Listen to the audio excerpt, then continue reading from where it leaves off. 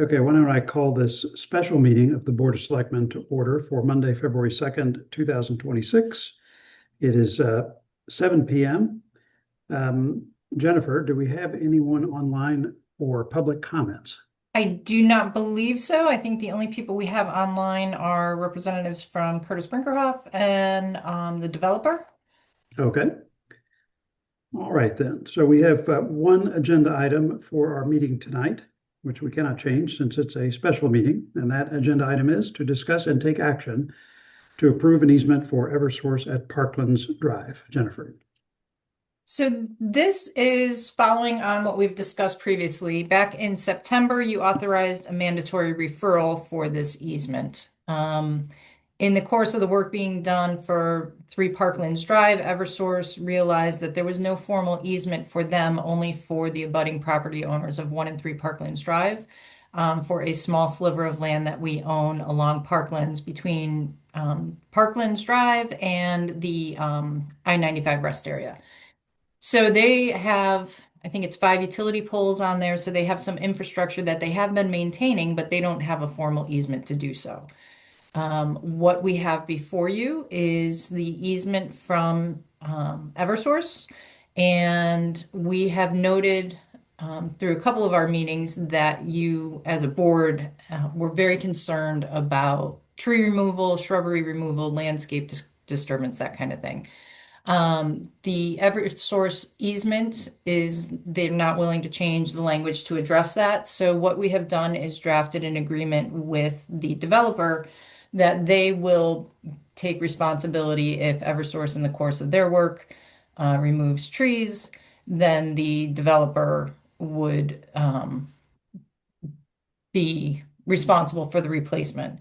And then this agreement would be binding on successors of 3 Parklands Drive to continue to maintain and replace if there's shrubs or trees removed.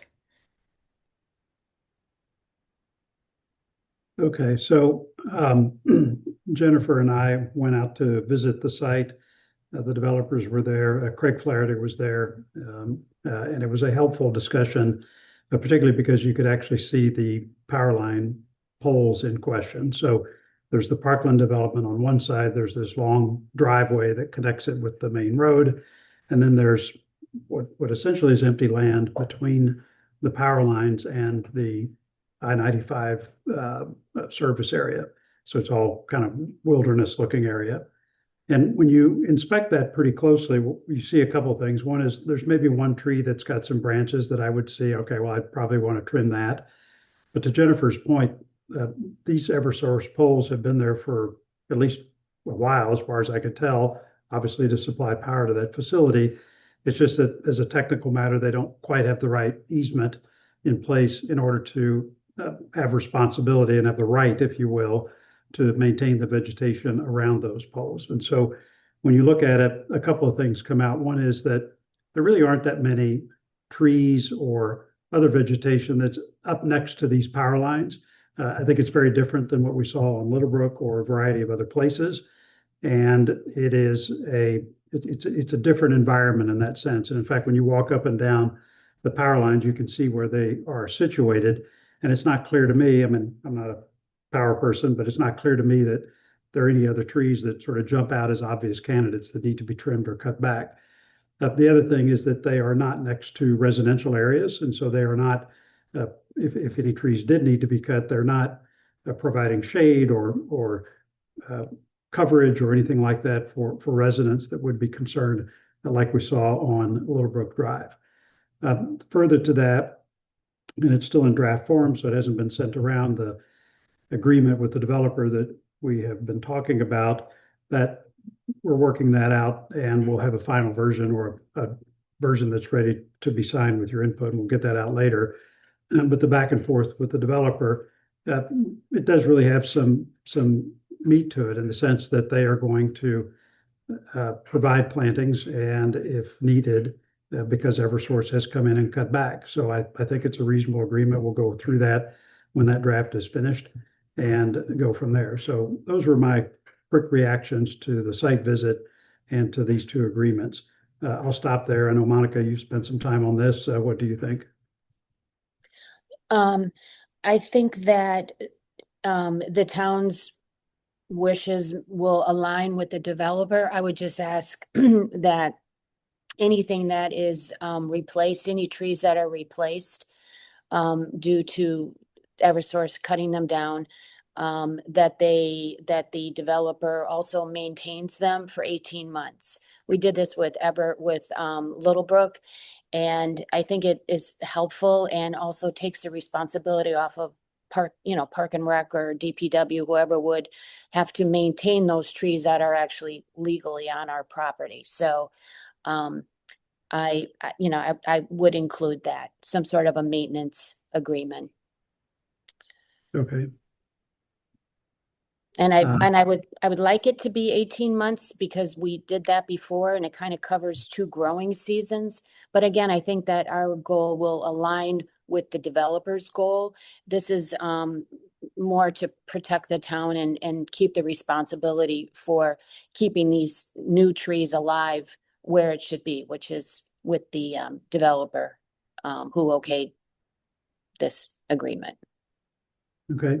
Patty, I see you've joined from Curtis Brinker. You've looked at obviously the easement agreement and this draft maintenance agreement, which we've not circulated, at least publicly yet. Comments or anything to add to our discussion? I think we can make a request to add that provision that Monica would like to see in it. I think the developer's been very cooperative in getting to the terms on this tree agreement, so I will be happy to go back to them on that. Mike, Marcy, Sarah, any questions, concerns from you? My concerns are always going to be regarding the trees. We've been frustrated in the past, and I just want to make sure that if they take anything down, something similar is put back, and that we have control over the land as we need to. I'm glad that they took out the provision regarding the traffic lights. I have seen the property. I understand what you're saying, John, that there's not an enormous number of trees. Yeah. Yeah. When we get this maintenance agreement out, which I'll try to get over to Patty and get her to circulate a ready to sign version that I think incorporates all of this. Take a close look at that and let us know if there's some other wording change or provision change that we can do in there that would just give you additional comfort that to the extent the developer does replant something that look and feel. I'm not saying I got to plant 100-foot trees, but something that is substantive in that regard. Okay. Mike or Marcy? I did myself go and drive down to the area just because I wanted to visually see it as well. And I agree with both you and Sarah that I don't think that this is an area that is going to be highly impacted by clear cutting. And I think that as long as this new developer is interested in maintaining anything that would be taken down, I support it. And I agree with Monica's maintenance plan. I myself have been in a problem where I came to an agreement without one and had a bunch of dead trees stuck in a budding property. So I agree with that. I think it's incredibly important. So. Got it. Okay. Mike, anything from you? Just to echo what Sarah said in terms of concern, I like Monica's maintenance agreement. And since our last conversation, John, I drove past the site as well. And I think this is now our really only best avenue to proceed. Okay. All right then. So what we'll do is I'll call for a vote on this easement agreement in a second, and then what we'll do is also get around this draft agreement with this other provision that Monica's mentioned. I'd like Patty to take a look, but when she does, she signed off on it. I'll have her circulate it to all of us. Take a read through that. If you've got comments, let me know. But hopefully that'll be in a final form that we can send. Make sure the developer is signed off, and we'll be ready to go with that. Certainly, we can have it in place by the time the easement's approved by the RTM. Okay. Patty, any other final comments from you? No, I think you've covered everything. Okay. Hey, John, I have one last thought, and that is that is there wording in there that the replacement the trees have to be satisfactory to the town?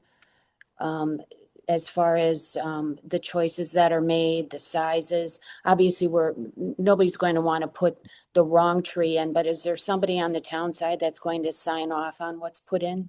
With the developer? Yeah. Yeah. I'm pulling it up right now to see Same what the thing. language was that we agreed. I think it says a nursery grade of similar type. Yeah, that's satisfactory to the town. Okay.